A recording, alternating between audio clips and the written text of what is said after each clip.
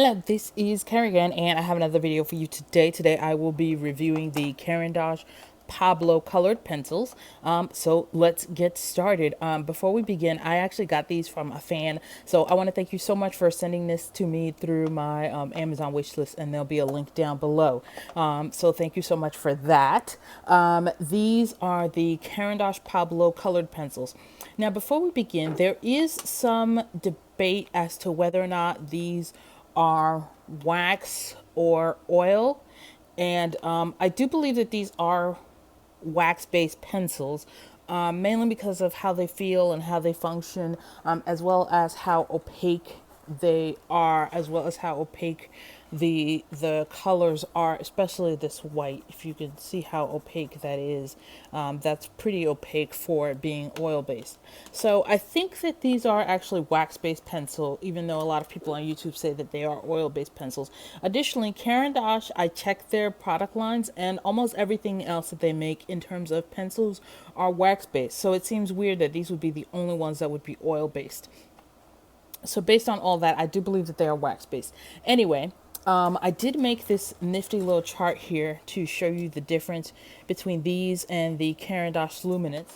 So the Caran d'Ache Luminance are in 76 colors. The Pablos are 120 colors. They are artist grade, very much like the Caran d'Ache Luminance. One of the biggest differences is that the Luminance are much more light fast.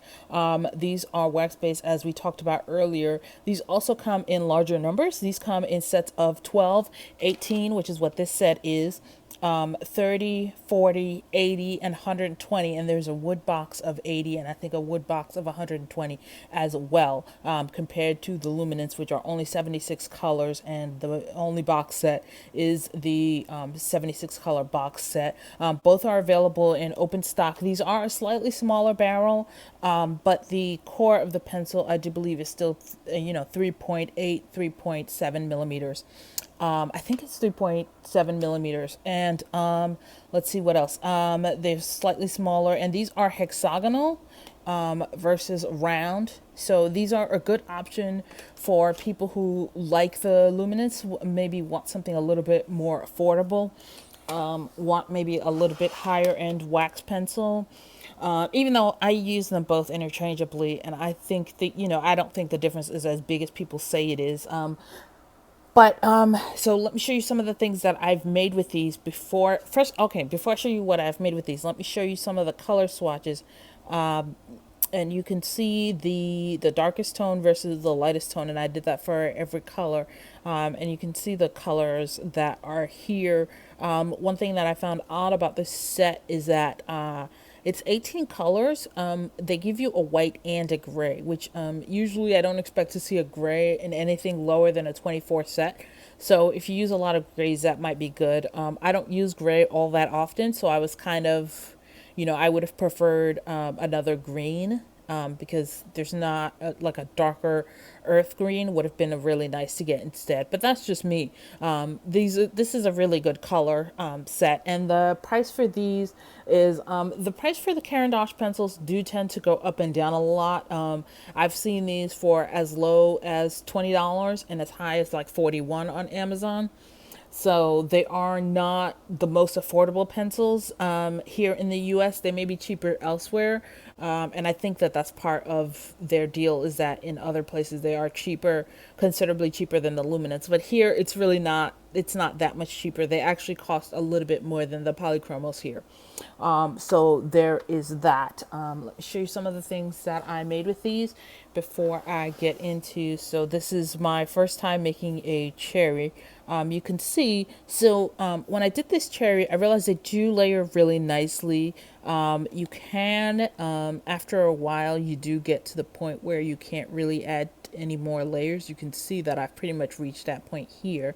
But while you get there, and I didn't use any solvent. If you use a solvent, you will be able to dissolve these little dots here. But I've talked in the past, I'm not really that big a fan of solvents. So there's that. But this was my first time doing a cherry, but I wanted to do something a little bit different than an apple. So I just Googled it, and I found a picture with a bunch of cherries. So this is what I made based on all the different pictures that I found. So anyway, there's that. And then this is it doing, using these pencils on a coloring page. And this is the Hannah Lynn pocketbook. And there'll be a link down in the comments on purchasing this book from Amazon. But I wanted to show you this. One of the things that I found in terms of this paper, and actually in terms of all the papers, that the black is not as dark as I would like. If you see this black, it does look more like a dark gray than a real dark black. And there also wasn't a darker, like a brown skin tone here, but I was able to make this blending a bunch of colors and layering a bunch of colors in different ways. So it wasn't really a problem. They did layer really nicely. The light colors I found to be quite opaque, and because the white is so opaque, I tried to use a little bit of white for blending in some areas, but I found that because it's so opaque, it actually lightens everything up a little bit too much. So if you use your white a lot for blending, this may not be the white for you. But if you are looking for an alternative, say to the luminance white, and you want a white that's still opaque but slightly more affordable, this might actually be a better white for that. Especially since I think this holds a point longer than the luminance does. And you can see that it does hold a point quite well. So I think that if you're looking for just a white pencil, this might be a slightly more affordable option than the luminance. And also, let me talk to you a little bit about these. They do have the names printed on there. It says the Caran Pablo and the Caran, and then it has the name of the color and the light fast rating. I think the highest one that was in this set was 3 stars, and I think at least one of the colors was a 2-star. So anyway, these are the pencils and how you get the white. But the way that I did the highlights here, I didn't really use the white on this. I ended up just using an eraser to get the highlights. So that's how I got the highlights on here. And for here, how did I get the highlights on here? I do believe I also did some erasing, and I used a little bit of white in some areas to do the highlights here, but that's how I did this.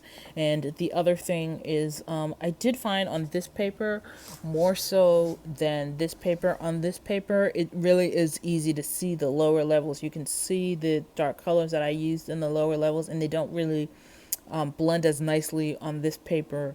And you can see it more in the hair, where you can see the colors that I use progressively on here. And it just might be this paper, that this paper is not the most toothy paper. This is a much more toothy paper, so it's easier to do that. So it could just be this paper. But I did want to talk to you about that. One more thing before I take a break and talk to you about the comparison charts.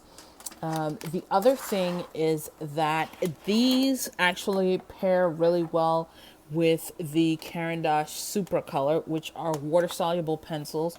And this is a set that I purchased on Amazon. I think I saw it one day, relatively cheap. I think I got this for like 20-something dollars on Amazon, like less than 25.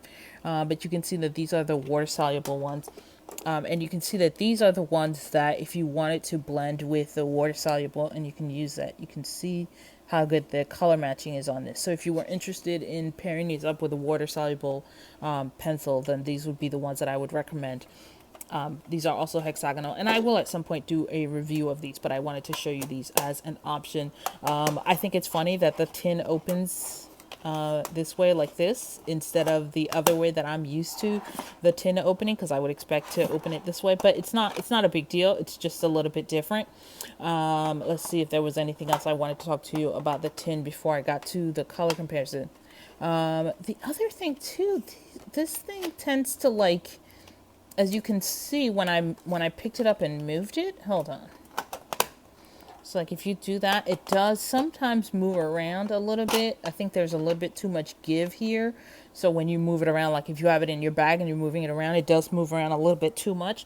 So what I would suggest is, if you want to travel with something like this, I would suggest that you put these in a different case and travel with them in a different case than traveling with them in this case. Even though this case is sturdy, it's still it has a little bit too much give, and they do tend to move around a little bit. So there is that. Let's see what else is left to do. Oh, two more things are left to do. I'm going to swatch these out, and then I'm going to show you the comparison chart. Even though I have already swatched these out and showed you this swatch, I wanted to do a live swatching out so you can see. Let's do some swatching out in the back, the writing from the previous page. So you can see that these do have a lot of color. So that is a really nice thing. These are hexagonal, which a lot of people really like the fact that these are hexagonal. I tend to prefer a round pencil. I don't use a drafting table, or some people use like a tilted table to work from. I don't, and you can see the difference between the light and the dark tones. I don't use a drafting table, so for me, it's just a matter of the hand comfort. For me, I find the round pencils to be a tad more comfortable than these, but that's just me. You might not care. There is one thing that I'm going to show you, and seems to be the case across all the luminance lines. You can see the warm and the cool red, the warm red and the cool red. This cool red, as you can see from how much I've used it, and I've only had this for a few days, as I love that cool red. That's a really nice red. But let me show you this here, and this is the case with all the luminance colors. I don't know. Maybe I'm American, but that's not the purple that I know. The purple that I know is more color like this one. So, and that seems to be the case across all the luminous lines. So I guess maybe in some parts of the world, that's what they call purple. We would call that pink here. So that's interesting. But these are really creamy and very soft. These are not as soft as the luminance. I think the luminance are a little bit softer than these. These are kind of like in terms of softness, in between the Prismacolor and the Polychromos in terms of softness. That they are they're softer than the Polychromos, but harder than the Prismacolor, and they do hold a point nicely. So there's that. And I find that these are really wonderful to work with. As you saw with that inexpensive paper in the coloring book, like I think that these perform better if you use a slightly higher quality paper than what was in that book.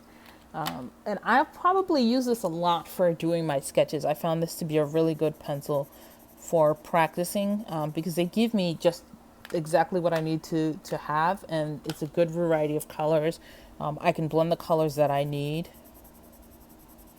I may add at least one color, take out the white and add at least one color.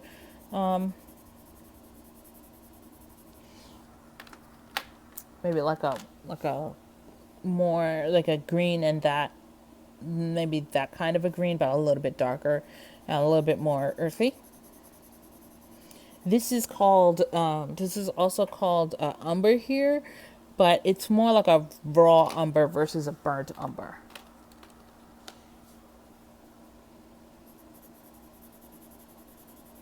And I don't know if I mentioned, but these sharpened really nicely. I had absolutely no problem sharpening these. No breakages, no anything like that. But that's the kind of quality that you would expect from the luminance, from the Caran, sorry. So anyway, so this is how they swatch out. There's a little bit of a powder dust, but I was kind of laying it down a little bit heavy. You can see how it looks when it's a little bit lighter. So I was kind of laying it down a little bit heavy on here, just to show you the color intensity on here. So it's got a very nice color intensity. And then when we see it, I'm going to show you. Hold on. All right, so I'm going to show you the comparison chart now between the different kinds of pencils. So let me get this out. Okay, so here is the Pablo. So here's the chart from the Pablo, and you can see, like I was talking about, how they layer and blend. You can see this is a really nice yellow right here. It's not as vibrant as some of the other yellows, but it's got a good color intensity. And you can see the blending. Once again, sort of experience where you can see a little bit of the two different colors as opposed to the just the one color. And that's the two different colors, you know, it's up to you if you like that. It does give it a little bit more texture and variety, so that's up to you if you like that. Let me once again show you the super color. The super color does blend it a little bit better, but that's because it's a water soluble pencil. But you can see that these work really well together. So anyway, so these are the Pablos, and you can see obviously much improved over the Crayola. You can see the huge difference these make over the Crayola, especially in the darker color. Even though I wasn't happy with that black, I didn't think it was dark enough. It's definitely much improved over the Crayola. Let's see here. This is the Lyra Polycolor. You can see once again that it has more intensity over the Lyra Polycolor, except for this yellow. This is a much lighter yellow versus the Lyra Polycolor. The Tombow Erogatin. Let's see here. You can see the Tombow Erogatin, especially the brown and the black. You can see that this definitely does lay down a little bit darker color than the Tombow Erogatin. I have not reviewed these yet, but I will coming soon. This Staedtler Ergo Soft. You can see, especially when it comes to the blending and the darker tones, that this definitely is much improved over the and now we're starting to get to the place where we see that they have a very similar sort of quality right here to the Kohinoor, which are much more affordable. And you can see why I love the Kohinoor so much. Even though they're more affordable, you can see that the color intensity on the Kohinoor, especially on the dark colors, does a really good job here. The Blackwing colors, this is, you know, I think this is probably more intense than the Blackwing colors. But once again, this black, you see how black this black is for the Blackwing colors, and you see how it looks more like a dark gray over here. This is just me. It's not really an issue. Also, the Darkwing colors only do come in these colors here. So there's that. Now we're starting to get to, sorry. All right, now we're starting to get to the, this is the Prismacolor. You can see now that it definitely, we see that this is, the quality is on par, maybe a little bit more intense than the Prismacolor. And this is the, oh, my Polychromos card is not here. But this is a comparison to the Luminance. And once again, this is more the issue of the Luminance. This is a cold press paper. The Luminance not being able to get into the tooth of the paper. But I will pause the video right now and go get my Polychromos card. So I have my Polychromos card here, and you can see how much darker the Polychromos black is. This is the Polychromos black, and this is the Pablo black, and you can see that the Polychromos black is a darker black. You can also see that this is the Pablo yellow. You can see the difference between the Pablo yellow and the Polychromos yellow. You see right here. In general, the colors do seem to be more vibrant on the Polychromos side than the Pablo side, but it is pretty close. This bottom layer is the Pablo. It's similar, but overall, I would give a heads up to the Polychromos, and I'm gonna show you another reason why I would give the heads up to the Polychromos.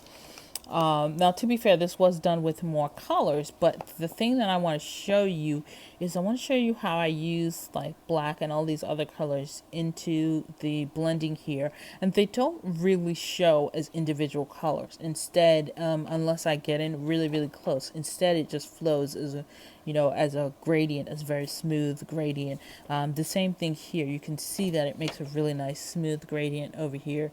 The Polychromos does.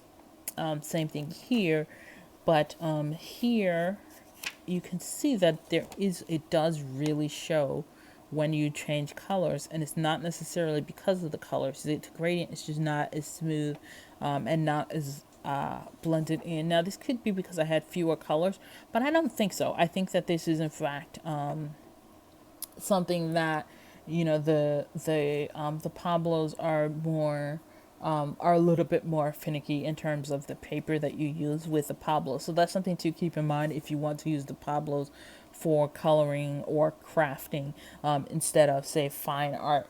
Now, when you start using the Pablos for more realistic art, they do seem to blend a little bit better once you have a slightly better quality paper. So that's the thing about the Pablos. But I think that's about it. So overall, I am very happy with the Pablo pencils. I think this is a really good set, especially if you are looking for an alternative, a higher quality pencil, and for some reason you wanted to use wax based, like say you use a lot of non-white paper and you want to use a wax based pencil, then these are a really good option to get, especially since they come in so many colors. But you do have to keep in mind that the light fastness is not there in the same way that it would be for the luminance. I'm not sure how it got around that these are oil-based, because I checked the website pretty thoroughly and at no point does it say that these are oil-based. So I'm not sure how that got around. But anyway, as I said, it's my belief that these are actually wax-based pencils based on how they function. And as such, I definitely recommend them if you're looking for a higher-end wax pencil and you don't want to shell out the kind of money that the luminance requires. These are definitely it. If you are looking for an alternative to the Polychromos, I honestly don't think, not necessarily because these are oil based versus the wax based. It's just that the Polychromos are more vibrant, and they give you, you know, you get the same number of colors. They both 120 colors. So overall, in terms of the Polychromos versus the Pablos, I would still go with the Polychromos because of the higher vibrancy, the flexibility in terms of less high quality papers. I feel like it performs considerably better on a higher quality paper, whereas the Polychromos will give you great results no matter what the paper. Although obviously you can do much more with the higher quality paper. But anyway, so that is that, and I hope you guys like this video. Let me know down in the comments if you have any questions. I want to once again thank the fan who purchased this for me. Oh, wrong tin. I got two tins. The fan who purchased this for me, for doing so and for helping me to get this review out to you as soon as possible. I want to once again thank their patrons for making this channel and all these videos possible. There will be a link on purchasing everything down in the description below, a link for an Amazon link for purchasing everything, as well as an Amazon affiliate link if you want to bookmark that and use that for your purchases to help support the channel. And I think that is it. So thank you guys so much, and I will see you guys next time. Bye.